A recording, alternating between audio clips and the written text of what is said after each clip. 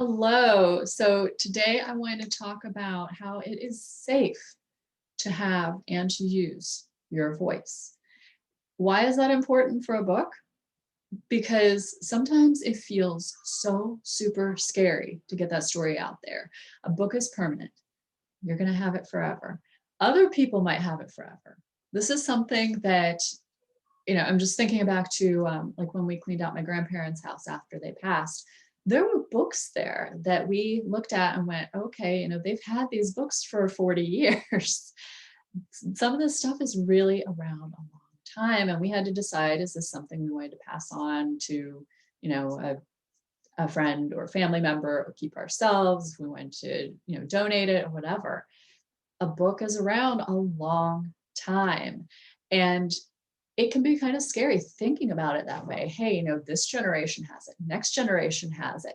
I know someday, I hope that a lot of my books that I have loved, especially the books that I've worked on with my authors that I cherish so much, I'm hoping that, someday my grandchildren are going to read those, my great grandchildren.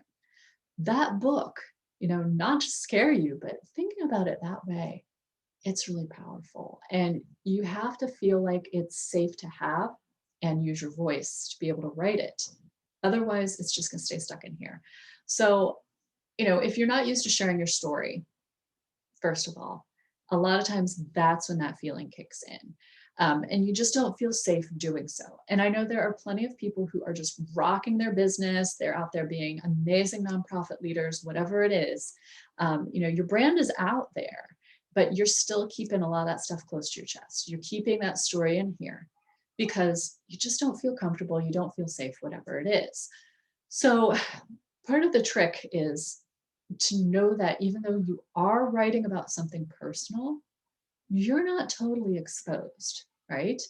So, first off, you want your book to reach the people who need it most. Every single person under the sun is not going to read your book unless you have some phenomenal marketing plan. You're not going to reach every single person under the sun, first of all. And second of all, only the people who want and need that book are going to read it. Remember that your audience isn't every single person on this planet. It's not every single person in your hometown. And I know sometimes that's scarier than thinking about every person on this planet because those are people you personally know. But even those people aren't going to read your book, okay? The ones that need it will. But if somebody is that bored that they're going to be like, oh, so and so wrote a book, I'm going to buy it and snoop on her, let them have it. Let them have it. They're probably not even going to reach out and say anything. So, bye. Don't worry about that kind of stuff. You don't have to feel exposed for that reason because the right people are going to get that book, first off. Second, and I want you to really think on this one because this involves the writing portion of it, not just the mindset. You're shining a spotlight on certain moments in your life. You're shining a spotlight on the things that you want the reader to read and get something out of. They're not going to see when you had a fight with your husband or when you put your kid in timeout for something stupid that it ended up being someone else's fault. They're not going to see the fact that you had your underwear on backwards or the fact that your house is dirty. They're not going to see that stuff unless it's important to your story. Okay? It's a spotlight on certain moments. I want you to remember that. You're only writing for your perfect audience. Okay? And they only need those certain moments. So don't worry about, oh, what if they find out that I have arthritis in my toe? Okay, not relevant, not something they're worried about.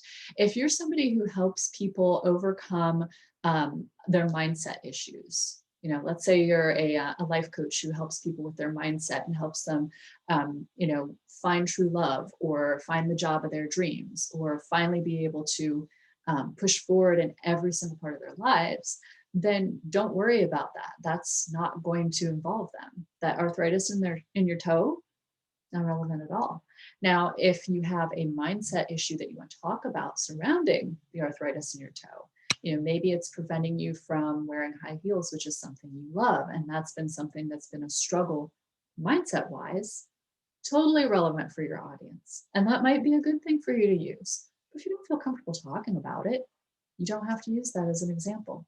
You can talk about something else. You can talk about your mindset of your car broke down and you had to go out and buy a used car and you couldn't pick what you really, really wanted because you had to work within a certain budget.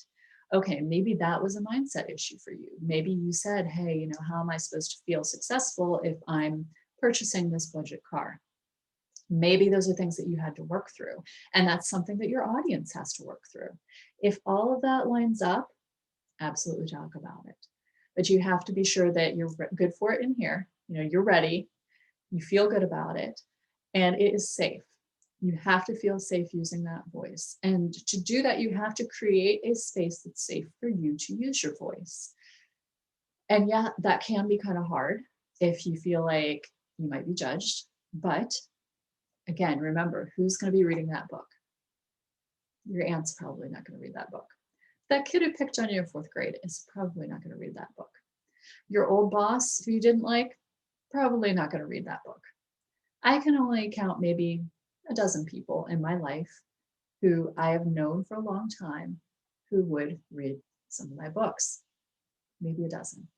Now, after that, it's been people that I've reached out to and reached out to and reached out to. It's been people who, as I've expanded my circles, are coming into that gravity. And they're seeing the power of my story and they're seeing how I reach people and they want a part of that too. And that helps me feel safe sharing my story. So think about those kind of things. Create that safe space, focus on the people that you want to impact, and make sure that you are using your voice and empowering others and sharing that story.